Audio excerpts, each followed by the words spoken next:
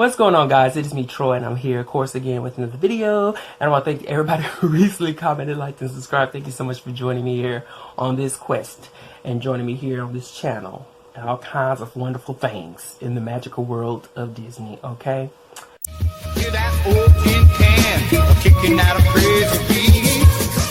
So anyway, today I want to share with you guys maybe four cozy mystery and genre, let's just say mystery, or mystery genre pet peeves that I want to get off of my chest here in this video. And I want to say that, first of all, this is going to be a fun video, so let's not take anything personal, right? But most importantly, I want to say that I think that when it comes to pet peeves, wherever they may lie, wherever the inflammation of them come about, that it really is a subjective kind of issue, you know, something that's personal. So with that being said, I think that these are pet peeves for me because from a personal as well as, like I said, subjective standpoint, they are stuff that I think that in my real life, well, I know that in my real life I would not be putting up with, okay? I ain't got time for all this. So here we go. Hopefully I'm gonna give you guys some examples, and you know, as always, chat with me down below.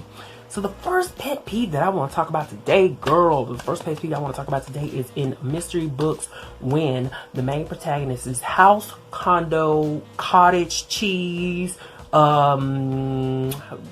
apartment, duplex, Brooklyn stoop, child, whatever, hole in the ground, dungeon, or bomb shelter, whatever that shack, wherever that character's residence, his or her residence is, it really irritates me, or it is a pet peeve of mine, when the author gets attached to many of the allied and side characters to the point where they decide to move those characters into that main protagonist's residence. So irritating. Oh my goodness. I cannot tell you how many times in long-running series where at one point in time, the main protagonist is place of residence become a boarding house. You know, they get attached to like the mother characters, they get attached to the father characters, they get attached to different children characters. Oh my goodness, when children start to get adopted, it always flips the game. But that is something so irritating to me. But it's much more irritating to me when they start to move in their friends. Family, I get, but when it comes to the friends characters who are always there, like, picture this. The main protagonist is out fighting for his or her life, solving crimes in the middle of the day, solving crimes in the middle of the night. And then they come home and their best friend is sitting on a stool at the kitchen island, munching on mini carrots dipped in ranch dipping sauces. And then they want to talk about what? Their love lives and all those things in general. It gets on my nerves. It gets on my nerves. It's like, girl, boy, move, get out of here. You are here to use up this girl's food. You're not helping her investigate. You're giving her bad advice. You're using up her electricity and her water. Granted, you may be helping her with the bills, but I do find it so irritating. And you know, I will say on principle, it's about giving attention to time attention shouldn't be necessarily given to. I just feel like sometimes authors get so attached to their characters that they want to just move them in. I think that's what it boils down to, because more than likely these characters moving in serve no kind of purpose. Now, so the second pet peeve that I have is when in a mystery series, when there's always that, if a mystery series that's really not geared towards the humorous note, the humorous tone, when there is that eccentric, queer, we'll just use that word, you know, don't even start it there. That's, you know, whatever, whatever, okay, but you know what I'm saying. But that eccentric, queer, crazy granny or grandfather character that is designed to be the comedic relief, when they come in and the author is so attached to these characters and their different foibles and different lines that they end up outshining the work that should be put into the main protagonist. You feel what I'm saying? That I find so irritating. So that irritating comedic relief character that is always the grandmother with so many different purses and carries guns in her purses and stuff like that. What's that? Janet Ivanovich had one grandmother shoot the turkey or something.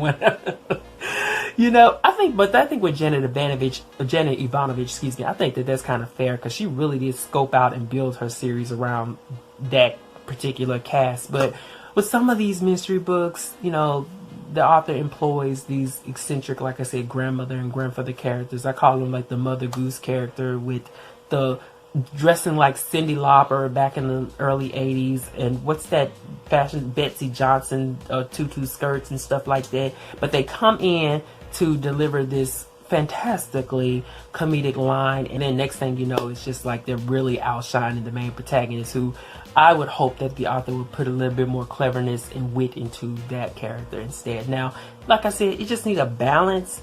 But to me personally, I think that I can always tell when these characters are just stealing the light as opposed to giving the light to the main protagonist, who, like I said, should get the most work. Number 3 of my pet peeves is, as it concerns family and friends in mysteries, is when the author, here it is. Whew, here we go. Alright, if I had hair, I would tuck it. It's when the author sees their main protagonist getting up in age, like with a long running series, when they see their main protagonist gets up in age.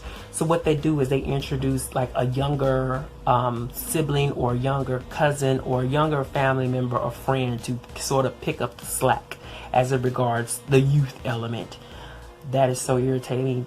It can be done, but more than likely I find it irritating. And one of the most inflammatory examples of this is in Sarah Paretsky's B.I. Warshawski series, where in the book Hardball, B.I. Warshawski acquired a teenage cousin named Petra, who, girl, I don't know, Hardball was like, but I don't even know what number in the series that was, but nobody ever even heard of Petra, okay? She was never mentioned, and all of a sudden, Sarah Paretsky brought this irritating character on stage. And you know, one of the most annoying things about adding those youthful characters is that here you are with this, what you would see as a mature adult character running the show, and then here's this side character doing all the little irritating and youthful and silly things that were really not much more of an element throughout the series until that point.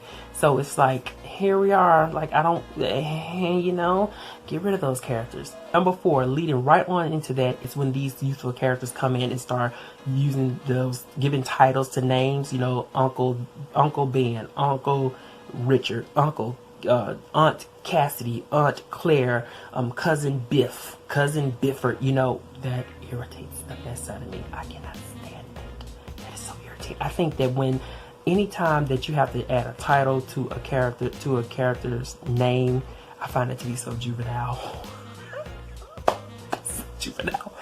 Sarah Paretsky, once again, as I said, adjacent to my previous pet peeve, that character Petra proceeded to use Aunt VI, Uncle Contreras, to people, some of them she's not even related to. I saw another example of this in Chassie West's Killer Riches, where the main protagonist had no clue about who her original family were. She discovered the family, and as soon as she got into contact with her family, they all of a sudden, she never even met, they all of a sudden became grandpa, whoever, grandma this, uncle this, aunt that. And it's like, you don't even know these people for real. Yeah, y'all are related by blood, but you were adopted a long time ago.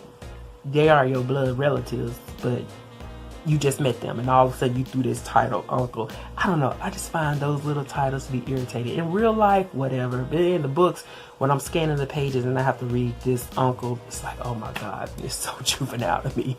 And the last point is something you guys probably try to cuss me out in the comment section for. I don't care, I gotta mention it.